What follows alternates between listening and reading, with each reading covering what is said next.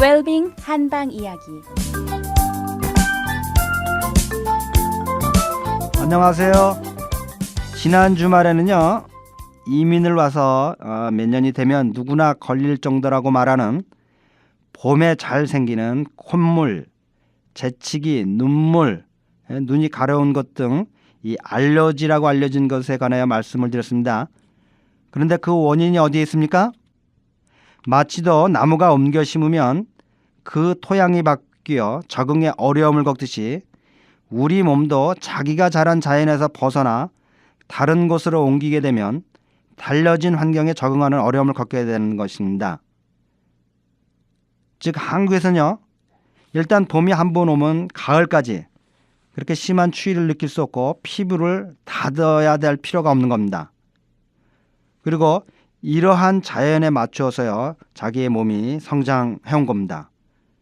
그런데 어느 날 갑자기요, 몇십 년 동안 지내던 이 자연을 벗어나서 이 위도가 높은 기본적으로 한랭한 기후를 밑바탕에 깔고 있는 밴쿠버로 이주를 해오게 되면요, 이 몸이 이 자연의 변화에 적응하는 데 어려움을 겪게 된다는 겁니다. 원래 1년에 한 번 피부를 열고 닫으면 되는 것이 이 기본적으로 추운 날씨 와서는 봄이나 여름이나 춥기만 하면 또 전신 피부를 다 닫아야 되는 겁니다. 따라서 어떤 현상이 벌어집니까? 이 피부를 열고 닫고 하던 우리의 원래 성장하고 자라던 그 기능이나 능력의 범위를 벗어난 일들을 이 신체가 이곳에 와서는 겪게 되는 겁니다. 따라서 몸에 무리가 생기고 과로한 현상들이 일어나게 되는 것이죠. 따라서 이와 같은 이유로 인해서 봄 알러지라고 알려진, 또는 꽃가루 알러지라고 알려진, 또는 이민사회에선 이민병이라고 알려진 이와 같은 병리적 현상들이 나타나게 되는 겁니다. 따라서 그 근본적인 원인은 뭡니까? 우리 인간의 신체라고 하는 것이 자기가 태어나고 성장한 자연에 뿌리 내리고 있다는 것을 극명하게 잘 설명해 주고 있는 현상이 이 알러지 현상이라고 할 수가 있습니다. 그런데 이 피부를 왜 폐가 열고 닫는가 말씀을 드리도록 하겠습니다. 그런데요, 저번 주에 이 피부는 폐가 열고 닫는다고 하였습니다. 그런데 왜 이 피부를 폐가 주관을 하는 것인지요, 아마 의아하게 생각하시는 분들도 계실 겁니다. 원래 폐의 주된 임무는 뭡니까?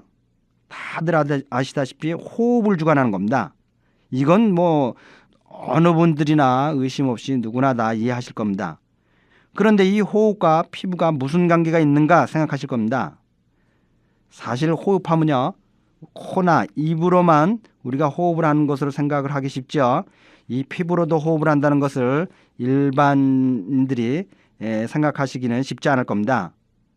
그렇지만 실제로는요, 우리의 호흡의 많은 부분이 우리 피부에 있는 땅구멍을 열고 닫음으로써 수분과 이 호흡을 조절하게 되는 겁니다. 일전에요, 한국에서 광고를 찍기 위해서요, 광고 모델에게 전신에 금가루를 입힌 적이 있습니다. 그런데 이 모델이요, 전신에 금가루를 입히자마자 기절을 해갔고요, 응급실에 실려가서 산소호흡을 하고 금가루를 모두 떨어내고 난 후에야 정신을 차릴 수가 있었습니다.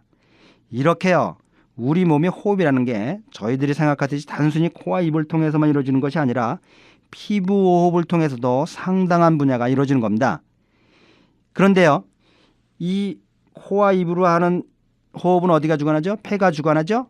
근데 만약에 피부로 통한 호흡을 다른 장부가 주관하게 돼 있으면 어떻게 됐습니까?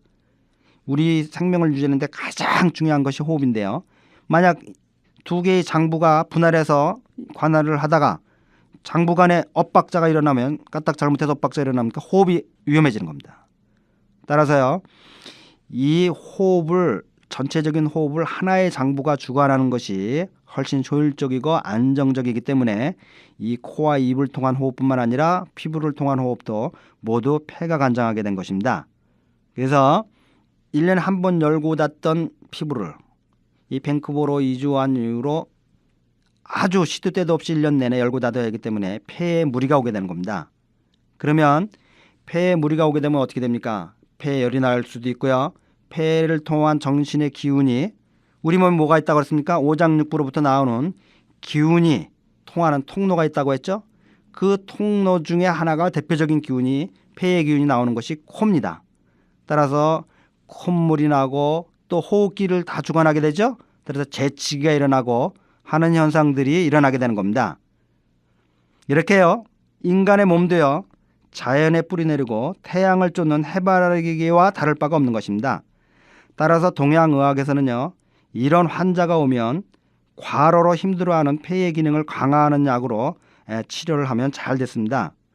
한 번은 며칠 전에요. 어느 환자분께서 오셔서요. 아유, 지푸라기라도 잡는 심정으로 이 코에 알러지가 심해가지고 정상적인 생활하기가 너무 힘들다고 하시면서 치료를 받기로 원했습니다. 그런데요. 일주일이 지난 후에 그분이 전화로 하신 말씀이 내 평생에 이렇게 편한 봄을 보낼 것을 생각도 못 해봤다고 이런 말씀하셨습니다. 이렇게요. 동양의학에서 보는 인체관, 생명관, 자연관이 다르기 때문에 치료하는 방법도 다 다르게 나타나는 것입니다. 따라서요. 만일 심한 알러지로 고생하신다면요.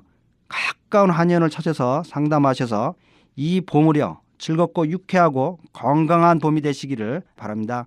달빛 한의원 원장 김동영이었습니다.